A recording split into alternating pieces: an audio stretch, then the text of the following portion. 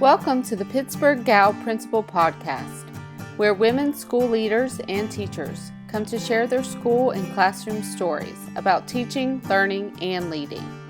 If you are a woman leader or teacher, I would love to have you on the show and share your story. Please connect with me on Twitter at eclaire_ahs or following my blog at pittsburghgalprincipal.wordpress.com. This is episode 10 of the Pittsburgh Gal Principal. Hope you enjoy the show. Today on the show, we have Melissa Morris Iona, and she is the Supervisor of Instructional Technology in a school district in central New Jersey. That school district is New Brunswick School District. So Melissa, welcome to the show. Glad to have you. Hi, Emily. Thank you. So why don't we just start, as I start with each of the guests who appear on this show, you sharing a little bit about your background, kind of how you got started in education and where you are today. Sure. I've been in education a little over 10 years now. I actually started out as a special services teacher, and I was in special services for about 6 years. And then I moved from special services to general ed language arts. For me, that's where my passions always were, in reading and writing, literature, books, having kids tell their own stories, finding their voice as writers. So that's where I moved into. But all the while, technology was a really big part of my classroom practice. And eventually that moved me into a tech coach position. And that position then brought me to my current position of supervisor for instructional technology. Okay, awesome. So when you were a general ed teacher for language arts, what grade levels did you teach? 7. Okay. You know what they say about middle school teachers? What's that? I don't know. It's just always, they're like... things, actually. Yeah, I actually started my teaching career as a 7th grade math teacher, so I understand. Yeah, you learn a lot of patience in middle school. Oh, absolutely, absolutely. 7th grade is kind of sort of that pivotal year for kids, I feel like. Yeah, I think whenever I would tell people that I was a middle school teacher, usually, and I had actually written about this in the past, but usually people's faces would contort and they would be apologetic. Oh, middle school, I'm sorry. Because they would be remembering their own middle school years or their children when they went through middle school years. And it's definitely an emotional, interesting time for kids. But I loved it. It wasn't what I had thought I would be teaching when I was studying to be a teacher. Sure. I had initially thought that I would be down with the kindergarten first graders. They were so cute, and that was my initial plan. And then because when I started studying and I was working with a secondary ed cohort, high school English just sort of jumped out as, okay, that makes a lot of sense for me. This is where I can contribute. But then because I actually took a dual certification program, I finished with my special ed cert. All of the calls I was getting initially for interviews were for middle school special ed. And it wasn't, plan A, but it was, one of the best things in the world that could have happened. Very cool. So you just started this new role as Supervisor of Instructional Technology. Tell us a little bit about the district you're in. How big is it? Kind of what the initiatives are, etc. Sure. Pretty big district. There's around 11 kids in the district. And right now, technology is one of the main initiatives coming through. My position is new to the district. And there's new devices and equipment available that haven't been there before. There's Chromebooks in grades 3 through 12, and other technology in the lower grades and throughout. And like I said, part of why I was brought in was because this is an initiative that the district is working on in infusing more technology, building up 21st century skills, K-12. So the Chromebooks is a one-to-one. All students are going to get them, or they've had them already? It's one-to-one in a cart model. So the devices are in the schools and available in the classrooms for the kids. Okay. And they actually brought them in mid last year. Okay. So everyone got a chance to get started with them and start having some fun. And this year we're going to be working more as a district and sharing out resources and ideas and find different ways to implement them, different applications, bring the kids into some of those ideas as well. How do they see them, falling into their education? So it's exciting. It's kind of a fresh start in a lot of ways. Absolutely. So each classroom teacher will have their own cart of Chromebooks, essentially. What kind of support are you planning on sort of providing throughout the school year? Like, how does that look? Or you're not sure yet, which is totally fine if you're not sure. I'm trying to figure that out. I've been in the position for a few weeks now, getting to know building administrators and different people in each of the buildings. Each grade level and each building is a little bit different. I know some districts have more of a parallel structure where there's, an elementary building, a middle school building. We are in a position where we have kids in different grade levels in different buildings. So for me, that's going to be interesting to kind of be working with 6th, 7th, and 8th graders in, say, a K-8 building as well as a 6-8 building. Sure. So that's going to be interesting for me to kind of see how that all fits in. But yeah, I'm speaking with the building administrators right now to find out what their plan is for professional development in their individual buildings. So we'll work together. There's a really nice structure in the district that I'm learning about where there are several district-wide professional development days planned throughout the year. I know some districts have like 1 or 2 big PD days, but there's actually 6. There's like 4 half days and a couple of full days in there. So the professional development on that level can be planned out, throughout the course of the year and over time. So it's not a matter of sort of getting a whole lot of information all at once and then just sort of having to process it on your own. I think it's going to be nice to see that we can kind of revisit some of the topics and give people a chance to sort of process and come back and get some more information, share out what they're doing, get ideas from one another, and then go back and keep working on it. And I'm also trying to figure out, some other things about the district as I'm learning. I know there are resource specialists for content areas in different buildings and different grade levels. So we'll definitely be reaching out to those folks as they're planning and working with teachers to incorporate the technology, as well as our media specialists. That's going to be, I think, a big part of our plan, as the media specialists really are at the hub right there in the media center for each of the buildings. We're going to try and make sure that that's a good place that teachers can come to for resources, for support as we're moving forward. Yeah. How do you strike the balance? This is something I always wonder about in my own district, from making it about the technology itself versus making it about how technology can kind of help you retool what you're doing in the classroom. I think for the thing is that, I'm hearing that. Sorry. It's okay. The thing for me is really, it's never been about the technology, which is surprising to a lot of people, and they know that I was a tech coach and now I'm in this position. If you go way back, even like when I was studying to become a teacher and in college, I was not really known to be very techy. I was probably the last person of anyone I knew to get a cell phone, the last person to really activate my email account and start using it. It wasn't something that I sort of sought out necessarily, but when I started teaching, and I realized very early on and very quickly that the kids were responding to the technology where they weren't responding to other resources or other approaches.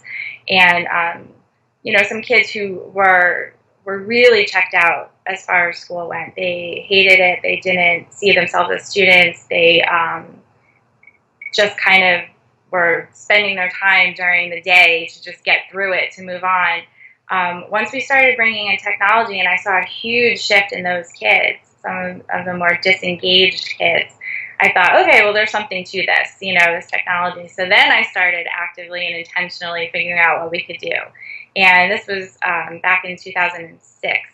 So, this was when I first really learned about using Google Docs with students, and that was huge for us. We started blogging. We started using things like Animoto to have the kids make their own video projects. They were bringing in their own devices because they were doing it already. They weren't connecting to the school Wi-Fi. They were connecting to wireless from across the street that they, had found. Students will find a way if there is one.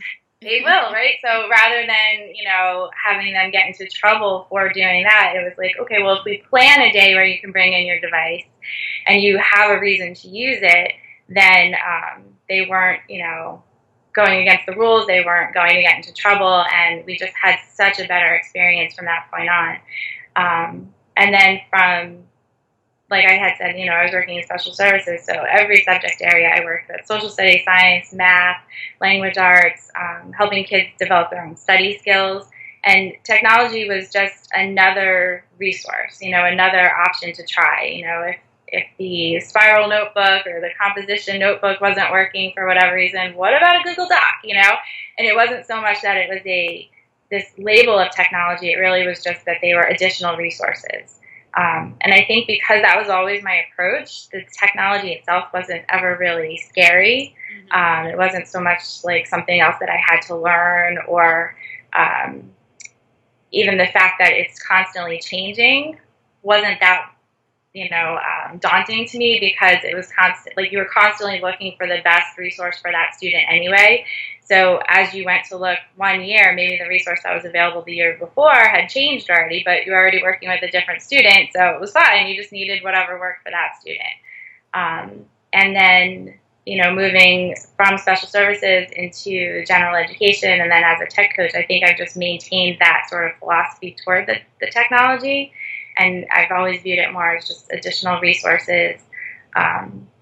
So hopefully that translates when I'm working with other teachers as well, that some of that fear and apprehension about even just that word technology can get in the way for some people. So if we start looking, I actually don't call it technology a lot of times. I will just call it resources, to try and break down some of that, I don't know what the word is. Just misconception barriers. Yeah, misconceptions about it, and that you have to actually be techie in order to use the tech, because now the resources that are out there are very user-friendly, and that the interfaces are just, you log in and you should be able to follow from, one button to the next, click here. So many things are so easy to use, intentionally so, that if we kind of forget that they are tech, they're just other resources, and it kind of all falls into place. Yeah, I was at a Google EdTech Summit this summer, and I'm going to forget the guy who was doing the keynote, but he was talking about, how everybody really uses technology. And so, like, for people who are super resistant, this seems kind of silly and simple, but, he was saying, like, he would ask people, well, did you make any coffee this morning? And, most teachers drink coffee, and they're like, well, yeah. And he's like, well, guess what? You just used technology. Or even, like your pen, that is a technology. So I think you're right. Technology is not necessarily like, something to be scared of. It's just a tool. It's just a resource. But I bet as a tech coach, you've already started to hear some of the, I guess, hesitancies from people. So I'm just curious, kind of what's the common barrier that you think keeps people from embracing it? It's one of those things. I don't think there actually is a common thing necessarily. I think for each person is probably a little bit different. The commonality might be a fear of some kind, whether it's a fear of looking like they don't know what they're doing, a fear of making a mistake, a fear of spending a lot of time on something and then it not being what they wanted it to be, or not working out the right way. I guess fear could be the commonality, but it's probably a fear of many different things. Right. So I think, as I've learned over the last couple of years working with different people, one of the first things that I try to do is sort of have them realize for themselves what they have been doing, kind of like you just mentioned with the coffee pot and different things. I worked with a teacher a couple years ago who insisted that she wasn't using any technology in her room, but then in a very short conversation, she rattled off unintentionally many things she was doing that had technology in them, even having an electronic copy of an article she gave out in class posted online so kids could read it later.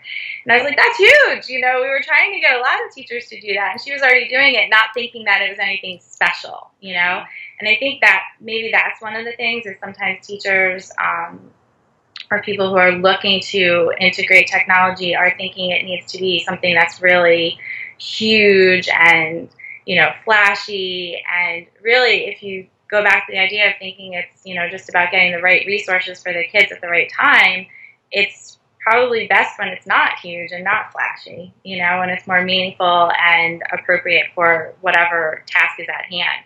So I think maybe, again, some of that barrier is sometimes teachers might take on the approach that they're taking on something really big at first, as opposed to looking at what's already available, what's already in use, and maybe just looking at how that could be used in a slightly different way or for a different purpose or to reach a larger group of kids or something like that. I think just breaking it down and making it as simple as possible helps, and then sometimes some of the bigger and flashier things actually come from what the kids want to do. Right. So, it's hard sometimes to plan those things out. But when you allow for them to happen, they do happen. Yeah, I think you're right about the fear aspect of it. I mean, I think we can all remember, you said you've been using technology pretty regularly for 10 years. I mean, 10 years ago, the use of tech or tech integration in schools was like totally different. We can all remember the time where you tried something and because you didn't have good Wi-Fi access at school, like it didn't work. And I think some people get stuck on that. Well, I'm afraid it's not going to work. And then, then I have to have plan B and C and all of that. But hopefully in your district, you guys have an infrastructure for Wi-Fi that's pretty reliable. Yeah. And I think part of the plan in the district I know of to be intentional about the infrastructure to support all of the technology.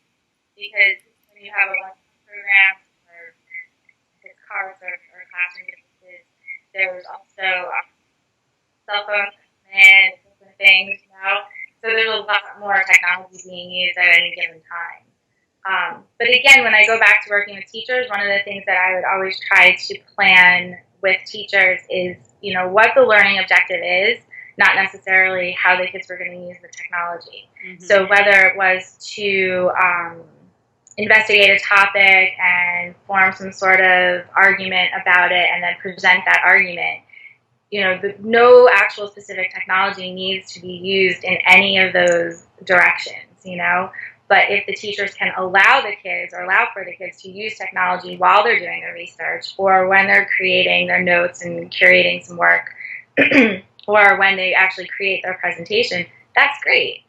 But say that day that, there was some sort of issue or devices weren't available, something wasn't charged, the network maybe was down. The kids were they knew what their original task was, so they don't necessarily have to let that stop them. Sure. If they can't create their presentation on a device, then they could go use some other resources that were available, even, poster board or something like that. So it's not really so much coming up with a plan B, but it's just having a really strong plan A that nothing else really will get in the way. Yeah, with the focus on the content standard or the skill that they're trying to, that's a good point. So let's kind of shift gears a little bit and talk about something that's sort of non-tech, and that is your 60 books challenge. So I'm really interested to know the history of it, how it got started, why it got started, what the plans are for it. I'm really enjoying being part of it because it's really challenged me to kind of pick up my reading. So I want to hear more. So I guess maybe 2 years ago now, I was in the car with a passenger, so I wasn't driving, but I was in the passenger seat, flipping back and forth between a couple of books. Sometimes I tend to do that. I'll have a book in progress, and then I'll start another book, and I'll find some sort of commonality between them, and then I'm kind of focusing on that as I'm reading them. And I was reading Stephen King's On Writing and Stephen Levitt and Stephen Dunbar's Think Like a Freak. Okay. They're the authors of Freakonomics. Okay. And, Stephen King's book, of course, was all about writing and being successful as a writer and working on the craft. And Stephen Levitt and Stephen Dunbar, they were talking about just thinking differently and being successful in general. But in both books, the authors all discussed reading. And not just reading, but reading a certain quantity or volume of books. And I think Stephen King's number, I don't remember if it was exactly 60 right now or if it was 70, it might have been more, but it was a lot of books. And I remember talking back to the book and saying, okay, Stephen King, maybe you can do this, but what about the rest of us? And then shortly after, in Stephen Levitt and Stephen Dunbar's book, they were talking about, former presidents, CEOs of companies, very successful people reading at least 50 books a year, something like that. So I sort of said, okay, well, how many books do I read a year, And again, working with middle schoolers, some of the books I read were middle grade or YA books. And I looked, and according to my Goodreads account, I was reading about 40, 45 a year. So I said, okay, maybe I can bump this up. So initially I just sort of challenged myself to see if I could read more to hit that higher number and what that actually looked like. Was I sacrificing anything else, for reading time? Was it taking away from too much? Or, was there going to be any sort of negative impact? And the reality of it was, the more I read, the even faster I got at reading. And I probably wasn't reading any more time, but I was reading more. I was more excited about when I did read and finishing more books. And I found that to get to that pace of reading 60 wasn't that difficult. And then so I had started talking about it with a few other people, and I just put the hashtag out on Twitter just for my own records. I'll use hashtags that way. I'll put things out with a hashtag sometimes because then I know I can come back to it and I can find it. And a few people were like, well, what's 60 bucks? What's 60 bucks? And it was hard initially to sort of explain it because it wasn't so much a reading goal, but it was more of that shift in mindset that, okay, I'm making reading a priority. It's more a part of my daily life. And because of that, now I'm reading 60 books, which is kind of now how I would explain it, right? Right. So a coworker of mine, Laura Agnella, she participates in a number of different reading challenges and blogging, I don't even know what the right word is, memes or blogging challenges, for book bloggers. And so she and I together sort of hosted it as a reading challenge this year.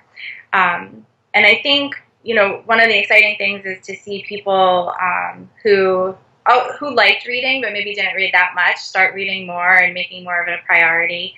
Seeing people talk about it more with each other, the books that they're reading, what they're learning from it, sharing books and getting recommendations.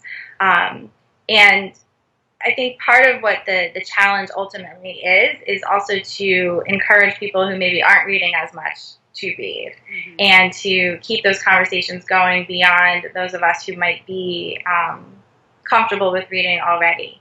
Because that's where some of that magic, I think, is going to happen, is getting books in front of kids or in front of people who wouldn't normally read them.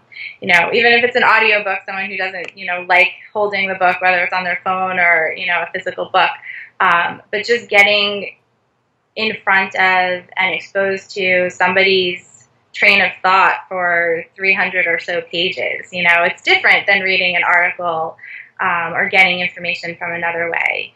It's you're kind of like stepping inside their head. You're walking in their shoes for a little while. That's why empathy is a really big part of the movement, because you really are developing empathy every time you're reading a book, because you're getting to think like someone else. You're kind of experiencing or learning from all of their experiences that they're sharing through the book. And I think that's part of what the challenge really is to keep that going. So, sometimes people say, oh, I can never really read 60 books in 1 year, that's too much. And my answer usually is it's not about a goal of reading 60 books. The 60 books is more the product of what happens when you start reading regularly. And it's pretty amazing because some of those people who initially said, I can never read that many books have come back. I'm already reading almost 60. I'm almost there, So it's really just a shift in how we spend our time and what we're focusing on. Yeah, I'm not almost to 60. I think I'm like a little bit more than halfway, and I hope it's okay because my challenge to myself with the 60 books is professional books. So that's kind of what I've been reading. I'm curious to know if you have any kids who are sort of following this movement on Twitter, or is it mostly adults? Well, I'm just going to speak to the point about what you're choosing to read. Yeah. So first, that's the neat thing about it, is that it's really not so much a challenge of read this particular list or read this particular type of book. It's really about reading what is going to help you and help you grow in whatever path you're trying to grow in. So, I think I had also said in it a while ago that the 60 books, it's not just about reading for enjoyment, it's about enjoying the growth that happens when you read, right? So sometimes some of us might look at those professional books as a little bit daunting, or, it's another book on the same topic or something like that. But when you are reading it for that purpose of growth, and you know that you're going to get something out of it, and you're going to make those connections, and you have like a slightly different mindset as you're approaching it, then suddenly you can enjoy that. I enjoy it. I'm one of those people who can read. I mean, and there's so many like books out right now about teaching and learning. I feel like it's just exploded. I could read, if I read all of them, I would be like at hashtag 500 books, but obviously that's not going to happen. But there's a lot of really good stuff right now. And my to-be read list is just growing every day. Yep. And then to answer your other question about the kids, we actually, in my last district where I was working with Laura, we had set up a challenge in January for kids in our 4-5 school to join. So we had 4th and 5th grade students. They had joined a Google Classroom for 60 books. And inside that Google Classroom, that's where they were posting. They had documents where they were, using Google Docs to keep track of their books. They were sharing discussion threads within Classroom. Because of their age, we didn't have them on Twitter. Right. And then I had a few kids in our high school. There was a reading club there that they sort of started to embrace 60 books. But they were looking at the number. A lot of these kids were actually reading many more of those than 60 books at that point. But this year, in my new position and working with our media specialists in the new district, it's actually something that I want to work on more and see how we can fit it into the schools. If it's a matter of a challenge, that begins, say, in September, or if it's something that they just pick up when they're ready. But I think the fun thing that I've noticed with 60 books is just even the word. It's fun for people to say sometimes, and we talk about, sometimes people say, well, how many books are in your 60? That it really isn't the number 60, but it could be any number. And it's just that whole mindset of reading regularly, talking about it, and then, really encouraging other people to read as well, sharing the books that you've read, sharing the stories that you've learned from them. And, it's really a great way to perpetuate lifelong learning. And it's fun for me. I love books. I think it's fun too. I agree.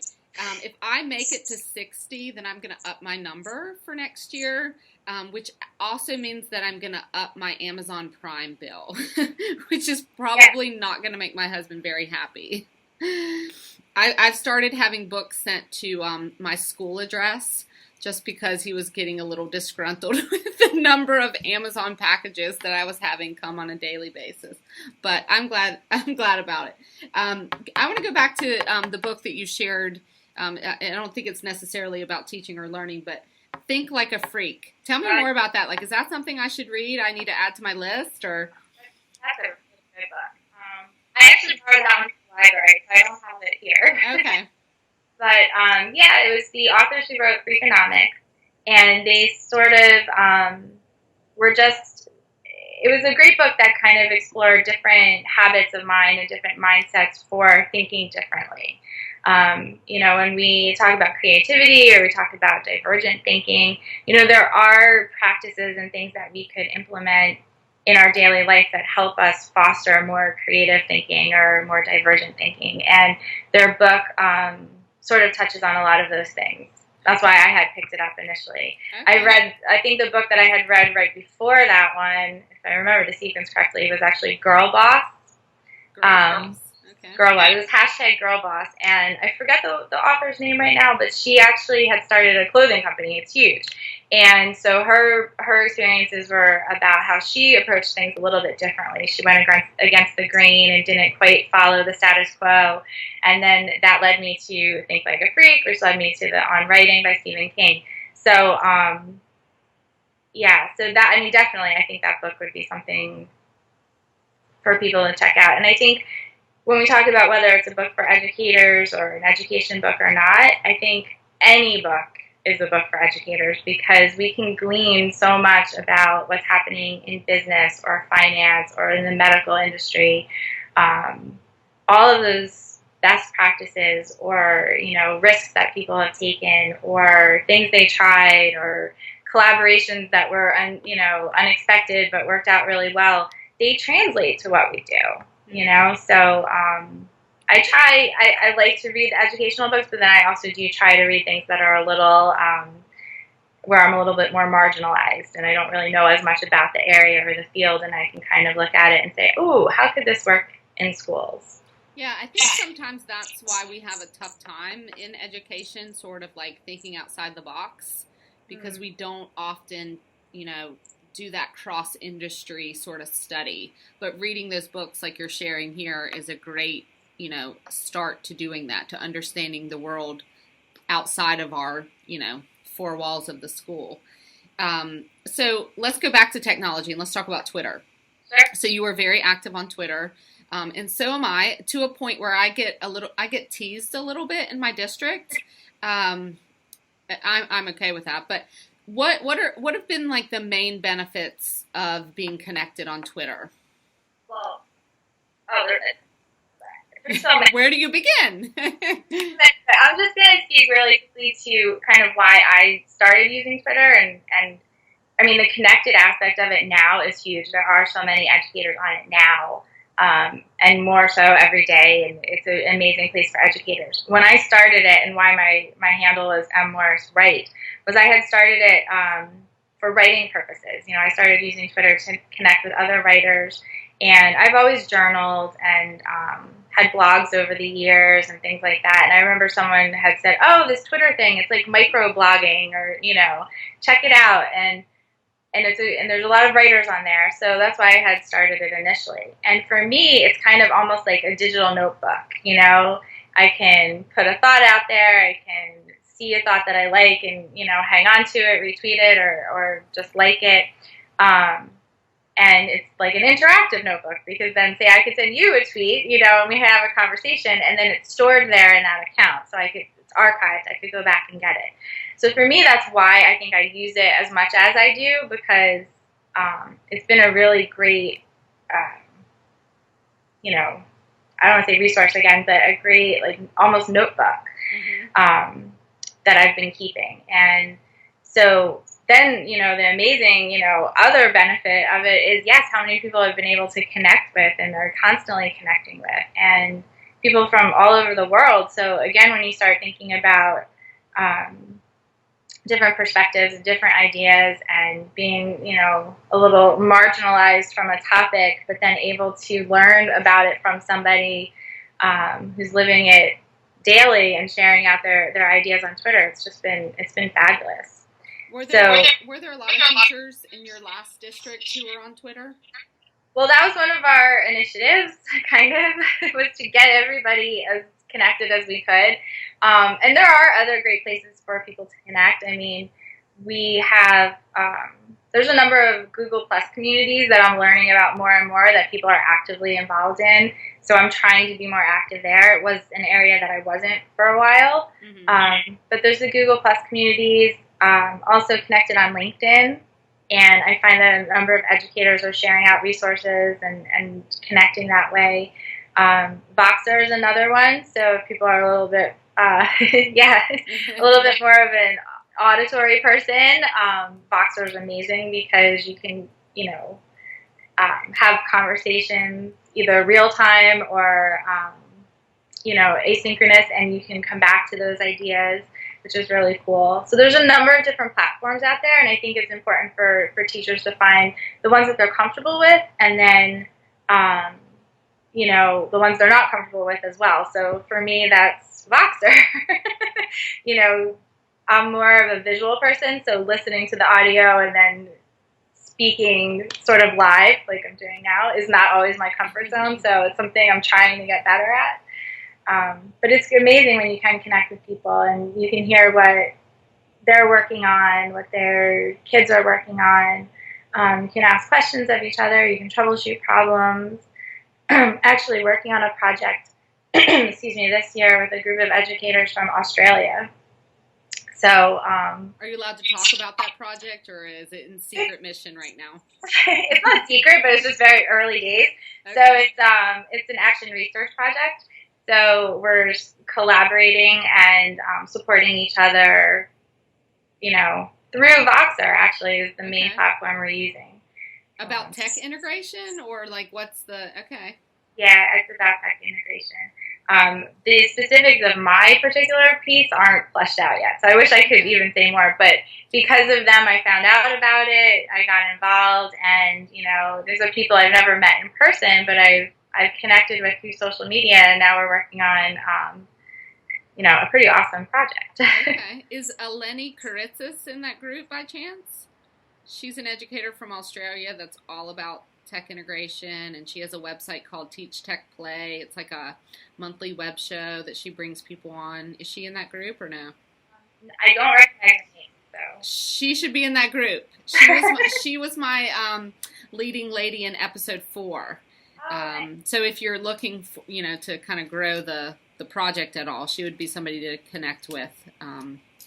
I don't know. If not, that's okay. But she has a lot of awesome things going on too. So I want to ask you one last question. It's sort of a big question, but it's something that I think about a lot, and it's kind of a message that in the education world we keep getting bombarded with, at least I do, and it's this idea that our schools don't need to be reformed, they need to be transformed. So I just was curious your thoughts on that. If you agree, disagree, if you have ideas for, changes that need to happen in school, so I know that's a big question. It's a huge question. Yeah, I think it's really interesting right now what's going on and the conversations that are happening. There's a lot of this idea about transforming or reforming or flipping upside down, schools and kind of starting from scratch even. And I don't know, I think sometimes they're super valid points to a lot of what's being made. But I also think there's also a lot of really good things that are already happening that in light of some of the new, whether it's technology or new different trends that are coming into place, some of those older practices maybe get lost a little bit. Mm-hmm. And I personally just worry sometimes that when we focus on some of all of these new things, and we're not mindful of what has been working in the past, we'll miss out. And I think, I'm trying to think of who just wrote it. If it might have actually been John Spencer, who just wrote Launch with A.J. Giuliani. Mm-hmm. I think it was one of John Spencer's blog posts where he actually questioned that. He said, why aren't we talking about what is going really well in schools, And I think about, my own education and, I'm an introvert, and I think about my personality and my learning style, and over the years I had some teachers that really got me and knew what I needed, and some teachers that didn't, and there are different kids that were in my classes where they, might have been bored when I was totally engaged, and vice versa. And I don't think it's necessarily a matter of a specific trend or a specific movement or a model of instruction, but I think it's really all about taking the time to get to know each and every learner in the classroom. Whatever it is you're teaching, whenever it is you're teaching, that's really what makes, to me, a great education. And, if the learner feels connected to that teacher and recognizes that, whether it's a Socratic circle going on, or you're in a maker space, or you're online, or you're not, like, it really doesn't matter. But if the teacher understands where that learner is, where they want to go, and the steps that have to be taken to get them there, then it's going to work. And I just wish sometimes maybe we talked a little bit more about that, about personalizing learning. We talk about it, but then I don't know how much we're actually talking about what that looks like in a classroom for a teacher. And then there's the challenge always of, well, I have 180 students. Right. Makes it, the practices and procedural kind of stuff that we do in schools, especially at the secondary level, makes that whole shift to personalized instruction difficult. And I think it's about finding a better way to do it so that, like you said, we can personalize what each individual student needs. Right. And I think some of that would be around the phrase of going slow, so fast. Mm-hmm. We have a lot of content. There's a lot of standards out there. There are a lot of things going on in the kids' lives outside of school, and I know many teachers feel like there's a lot on their plate right now.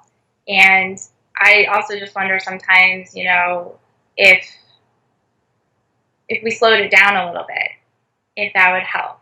And if we could be a little bit more cross-curricular or interdisciplinary so that all of that particular standard isn't on one teacher's shoulders, if that would help. And, I have in my head a phrase I say a lot, and I try to keep it positive and inclusive, and I just think, like, we will figure it out together, right? There's always a way to figure it out. There's always a solution to every problem. The thing is, we have to do it together, So if you're one teacher, and again, this goes back to being connected. If you're one teacher in your classroom by yourself, working on all of those standards and all of that content, with your 180 or 25 kids, whatever you have, and you're not connected, that makes it really, really difficult. I know as a general ed teacher, once I started co-planning lessons with, as a language arts teacher, my social studies teacher, or my science teacher, or both, how much we actually were able to do. And there were no additional hours in the day, but suddenly now we had kids coming into school working on interdisciplinary projects in 3 of their class periods.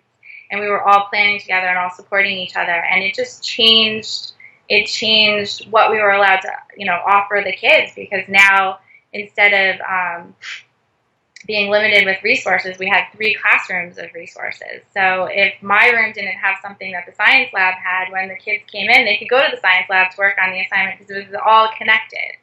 And I think so maybe that goes back to what you were saying before about thinking outside of the box a little bit, think outside of the classroom, think outside of, the resources you have right in front of you, and just kind of working together a little bit differently with them. And I would say, just to add on to that, also think outside of the school. I mean, think about technology and how many people you can connect with. They don't even have to be in your town or city or even your country. I mean, it's amazing. It's so easy now, just like we're doing right now, to connect with people all over the globe. I think it's a very, very exciting time to be a teacher, especially if you're connected, especially if you're connecting with people on whatever platform, that you choose to use. So, Melissa, I know that people are going to want to connect with you after listening to what you have going on. So what is the best way for people to find you and further the conversation with you? That's a good Twitter.